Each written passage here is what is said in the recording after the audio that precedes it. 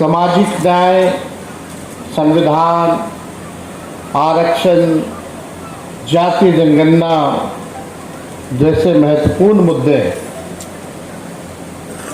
और खास तौर पर बिहार राज्य, जिस राज्य के हम और आप लोग हैं, देश का सबसे गरीब राज्य,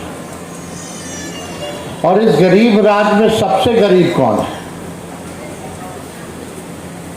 आदिवासी, दलित भाई, अति पिछड़े, ये सब लोग जानते थे।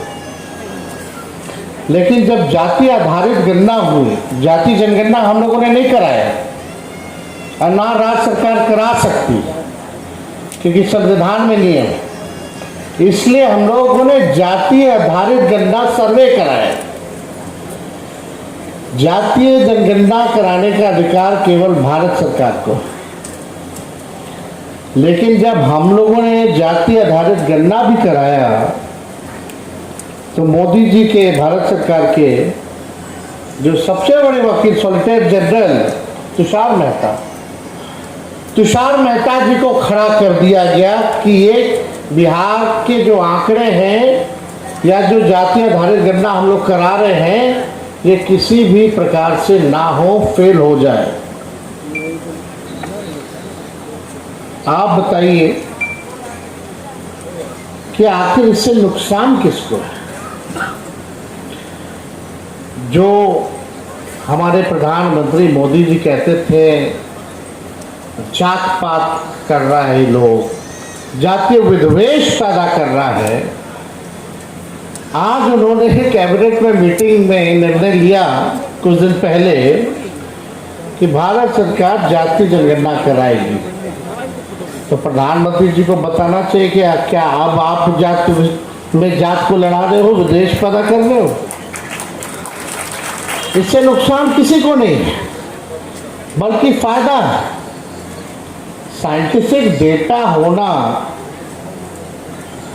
तो सबसे ज्यादा महत्वपूर्ण है। रियलिटी पता चलता है, सच्चाई पता चलती है।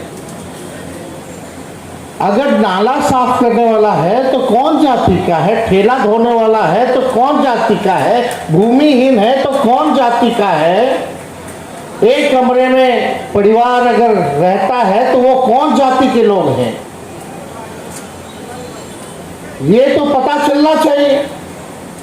जब तक आपको ये जानकारी नहीं होगी, सरकार कितनों अरबों खरबों का बजट बनाता चला जाए, अनाउंस करता रहे, लेकिन उस बजट को और योजनाओं को हम उन लोगों तक नहीं पहुंचाएंगे जिसको समाज में सबसे अधिक जरूरत है, तो हमारा बजट का क्या मतलब है? एकमात्र लालू जी ऐसे नेता है कि कभी भी अपने विचारधारा से समझौता नहीं किया। चाहे सामाजिक न्याय की बात हो, धर्मनिरपेक्षता की बात हो, संविधान की लड़ाई हो, भाईचारा के बचाने की बात हो, आरक्षण को बढ़ाने की बात हो, जाति जनगणना कराने की बात हो, या कोई उल्टा सीधा बिल लोग ले आता है केंद्र और उलझा के रखने के लिए, उनको आईना दिखाना हो, चाहे सड़क हो या सदन या अदालत, हमारी पार्टी हमेशा आप लोगों के हक के लिए लड़ाई लड़ती है। सत्ता आएगी जाएगी इसकी हमको परवाह नहीं है, इसकी चिंता नहीं है। ये तो आता जाता रहता है, लोग कुर्सी पे बदलते रहते हैं। बिहार में तो सबसे ज्यादा लोग बदलता है। 2 बार हम भी उप मुख्यमंत्री बने, 17 महीने की सरकार है, लेकिन हमको गर्व है कि हमने वो काम करके दिखाया जो देश के किसी सरकार ने नहीं किया। मात्र 17 महीने में हम लोगों ने जाति आधारित गणना कराया, आरक्षण की सीमा 65%, पिछड़े दलित आदिवासी भाइयों का हम लोगों ने बढ़ाया। 5 लाख नौकरी भी अगर देने की बात आई तो हम लोगों ने एक साथ 5 लाख लोगों को भी नौकरी हम लोगों ने दिया। 3 लाख नौकरी प्रक्रियाधीन कराया, और अब जो प्रक्रियाधीन नौकरियां जो निकल रही हैं, तो आप जरा सरकार से जरा आप लोग पूछिए कि सबसे ज्यादा नौकरियों में नुकसान किनको हो रहा है? हजारों में, लाखों में पिछड़ा समाज, अति पिछड़ा, दलित, आदिवासी भाइयों को हो रहा है कि नहीं हो रहा? लेकिन लोग सवाल क्यों नहीं पूछ रहे?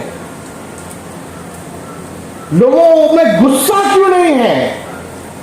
आपकी रोटी कोई बार बार हर बार छीन करके खा रहा है, लेकिन वो गुस्सा नहीं है। आपके अधिकार के साथ खिलवाड़ किया जा रहा है। झुंझुना दिखाता है, रोटी खींच लेता है, फिर झुंझुना पे हम लोग ताली मारते हैं। हम सब लोगों को अगर अधिकार पाना है तो हम लोगों को बोलना सीखना होगा, लड़ना सीखना होगा, एकजुट होकर के लड़ना पड़ेगा, एक होना पड़ेगा, एक साथ आवाज देना पड़ेगा। भारत सरकार तो पहले ही नौकरी खा गई, सब चीज प्राइवेटाइज कर दिया। रेलवे हो, सेना हो, जहां भी जितना भी आपका सरकारी संस्थाओं में जहां भी नौकरियां मिलती थी, आज धीरे धीरे करके जो है प्राइवेटाइज कर दिया गया, यानी आरक्षण को जो है ऐसे ही खत्म कर दिया गया। फिर भी लोगों के मन में गुस्सा नहीं। अगर हम आरक्षण की बात करते हैं तो 90% लोगों की बात करते हैं जो शोषित वर्ग के लोग हैं। और आज हम सब लोगों को मंथन चिंतन करने की जरूरत है कि जाति आधारित गणना के बाद भी बजट उसके रूप में क्यों नहीं बनता है? क्या हमारे मुख्यमंत्री जी कूड़ेदान में फेंक दिए वो रिपोर्ट? भाजपा के दो उप मुख्यमंत्री क्या कर रहे हैं? सरकार में बैठे हुए अधिकारी क्या कर रहे हैं?